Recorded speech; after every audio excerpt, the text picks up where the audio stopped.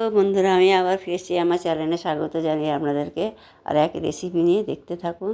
আমি এই যে কুমড়ো ফুল নিয়ে পরিষ্কার করে আমি ধুয়ে নিয়েছি। ধুয়ে নিয়ে এবার সাইড করে দিলাম বন্ধুরা এগুলো। এবার আমি একটা ব্যাটার তৈরি করে নেব। প্রথমে আমি বেসন নিয়ে নেব, 3 টেবিল চামচ বেসন নিলাম। চালের গুঁড়ো দেবো ওর মধ্যে, 2 টেবিল চামচ চালের গুঁড়ো দিয়ে ভালো করে মিশিয়ে নিলাম। এবার ওর মধ্যে আমি লবণ দিলাম হাফ চামচ হলুদ গুঁড়ো, হাফ চামচ লঙ্কার গুঁড়ো, কালো জিরে হাফ চামচ দিয়ে ভালো করে মিশিয়ে নেব। ভালো করে উপকরণগুলো মিশিয়ে নিলাম। নিয়ে এবার অল্প করে পানি দেবো, একটা স্মুথ ব্যাটার তৈরি করে নেব। আমার এই কুমড়ো ফুলের পকোড়া যদি আপনাদের ভালো লাগে অবশ্যই সাবস্ক্রাইবার করবেন। সাবস্ক্রাইবার করে বেল আইকনটা ক্লিক করে আর পাশে থাকবেন, যাতে নতুন নতুন রেসিপি সবার আগে নোটিফিকেশান চলে যাবে। ভালো করে আমি ব্যাটারটা তৈরি করে নিলাম বন্ধুরা। আর একটু পানি দেবো, দিয়ে ভালো করে মিশিয়ে নেব। ঘনত্বটাই এইরকম রাখবেন, হ্যাঁ, তাহলে পকোড়াটা খুব সুন্দর হবে।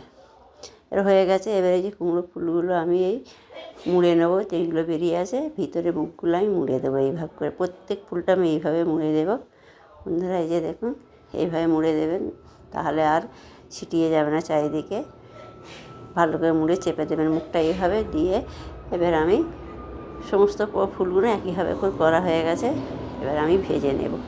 গ্যাসে আমি তেল গরম করতে বসিয়ে দিয়েছিলাম। এবার এই ব্যাটারে ডুবিয়ে নেব, নিয়ে পকোড়াগুলো ছেড়ে দেবো। এবার যারা বন্ধুরা সাবস্ক্রাইবার করেছেন তাদের অনেক অনেক ধন্যবাদ জানাই। যারা এখনও করেনি তারা সাবস্ক্রাইবার অবশ্যই করবেন। সাবস্ক্রাইব করে বেল আইকনটা ক্লিক করে দেবেন, যাতে নতুন নতুন রেসিপি সবার আগে আপনাদের নোটিফিকেশান চলে যাবে। এক পিঠ হয়ে গেছে, এক পিঠ এবার উল্টে দিলাম।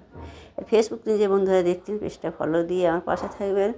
আমার এই রেসিপি যদি পকোড়া রেসিপি, কুমড়ো ফুলের পকোড়া রেসিপি যদি আপনাদের ভালো লাগে অবশ্যই ফলো দিয়ে আমার পাশে থাকবেন। আর বেশি বেশি করে শেয়ার করবেন, লাইক করতে ভুলবেন না। ভাজা হয়ে গেছে বন্ধুরা, উঠিয়ে নিলাম। এবার বাকিগুলো একইভাবে করে আমি ভেজে নেব। বেশি বেশি করে শেয়ার করে ফ্যামিলির সাথে, ফ্রেন্ডের সাথে, বন্ধুদের সাথে এইভাবে আমার পাশে থাকবেন বন্ধুরা। আমার এই ছোটো ছোটো রেসিপি যদি আপনাদের ভালো লাগে অবশ্যই কমেন্টে জানাবেন কেমন হয়েছে।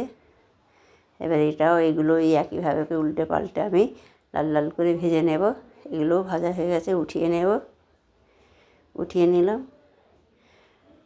এবার বন্ধুরা আবার একইভাবে করে সমস্ত পকোড়াগুলো আমি ভেজে নেব। বাকিগুলো আবার একইভাবে দিয়ে দিলাম, দিয়ে আমি উল্টে পাল্টে গোল্ডেন কালার করে আমি ভেজে নেব। খেতে এত সুন্দর হয় কি বলবো বন্ধুরা, আপনারা একবার হলে ট্রাই করে দেবেন। খেতে তো অসাধারণ হয়েছিল, এতটা ক্রাঞ্চি কি বলবো আপনারা। এবার আপনাদের পরিবেশন করে দেখাচ্ছি, দেখুন বন্ধুরা কতটা সুন্দর লাগছে, কতটা ইয়াম্মি হয়েছে। দেখতেও অসাধারণ লাগছে, খেতেও সেরকম টেস্টি। আপনাদের আমি খেয়ে দেখাবো যে কতটা ক্রাঞ্চি হয়েছে বন্ধুরা। দেখুন বন্ধুরা কতটা সুন্দর হয়েছে, এই যে কতটা ক্রাঞ্চি হয়েছে দেখাচ্ছি, খেয়ে দেখুন। এই যে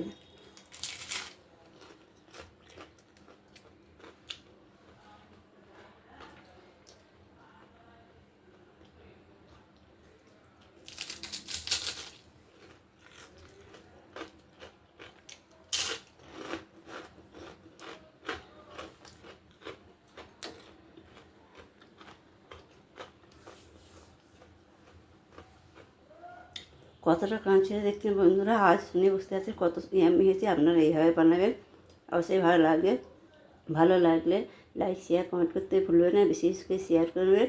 এইভাবে আমার পাশে থাকবেন। দেখুন বন্ধুরা কী বলবো, এতটা টেস্টি হয়েছে, আপনারা একবার হলেও ট্রাই করে দেবেন। ক্রাঞ্চিটা কত সুন্দর হয়ে যায়, কত ক্রাঞ্চি হয়েছে দেখুন।